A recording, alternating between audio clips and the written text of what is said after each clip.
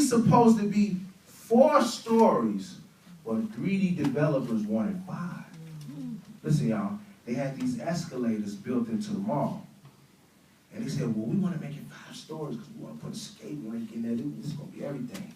So let's remove these support beams and let's put these escalators in there to go up to 5 stories.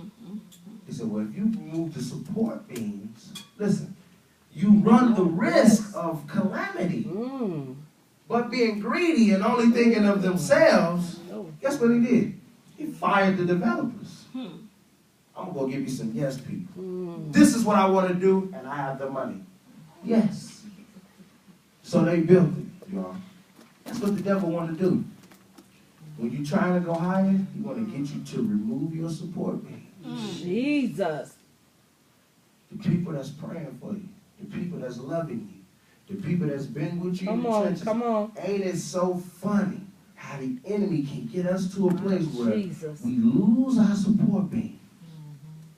Most importantly, the word. So they did all this, and they finally made it 5 stories. And y'all, they set these almost 1,000-pound, almost air conditioners on the top of the roof to keep the whole place cool. Now they were told in order to sustain this extra story, listen, in order to go higher and operate at a high level, you got to go deeper to reinforce the foundation. This is only designed for 4 stories, but if you want to go higher, then you got to dig deeper to reinforce the foundation. Told them, you fired. I'm only hiring people that's going to go with what I say. Y'all listen, y'all. When people don't agree with you all the time, listen to why they, listen, especially your friends and your family. Listen, why can't we have a conversation? Everything we might not agree to, but there's some things you might need to hear. Yes. But you know what the enemy has us doing? He got us overthinking stuff. Thinking that every time we come into conflict or whatever, it's not of God. And remember, I told you guys I didn't come to bring peace, but a sword. So you don't get the wisdom from the conversation and you just do what you want to do. You tell the people who you know won't agree with you and you continue to proceed. So that's what they did. So in order to start over and dig deeper, it'd cost too much money, so they didn't do it. In 1995, they began to notice a crack in the roof. You know, people shopping, you know, they have people do building inspections. It's a crack in the roof, okay? They say, well, maybe it's from the air conditioning units. They're kind of too heavy, but we'll monitor it. The next day, after the first cracks, they noticed the same cracks had gotten extremely bigger, almost 10 centimeters. So you know what the executives did? They said for precautionary measures, we're not gonna be on this 5th floor. We don't evacuate. You know, all the executives on 5th. We ain't gonna be up here. We off today because we don't know what's going on. Now they ain't telling people in the mall. Listen, they see cracks. They notice stuff getting worse. They didn't tell nobody. They themselves evacuated. The next day, when they checked the cracks again, they had gotten bigger. And they said, okay, we need to evacuate this mall.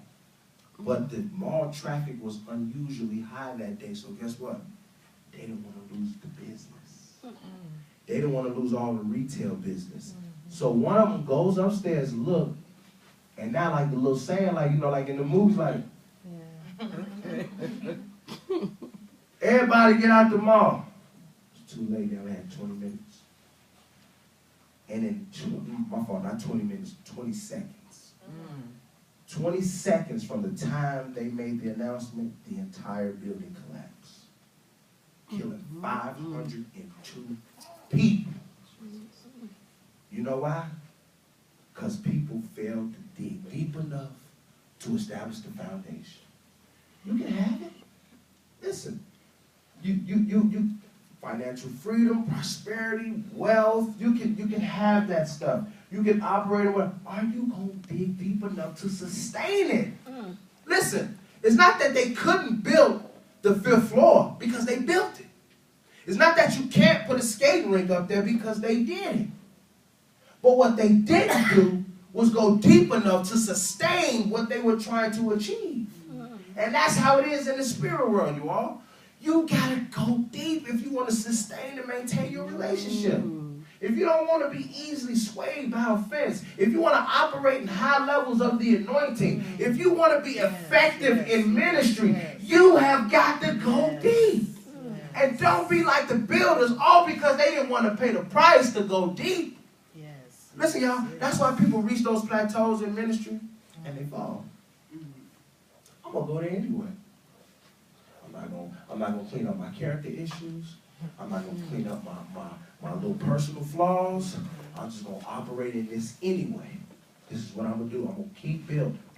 And every so often, the stuff you didn't take time to dig deep and invest in come crumbling down on you. That's why T.D. Jakes said, you can get the building, but God will never be in it because you haven't paid the price to be a leader. You can have the numbers, but you won't have the effectiveness without going deep to pay the price to be a leader. If you want to have an experience that will survive the storm that is coming, you have to have a deep relationship with the Lord. There's some weight at this level that you just cannot hold. And in order for you to sustain the heavy weight, you have to roll in the deep. Look at verse 49.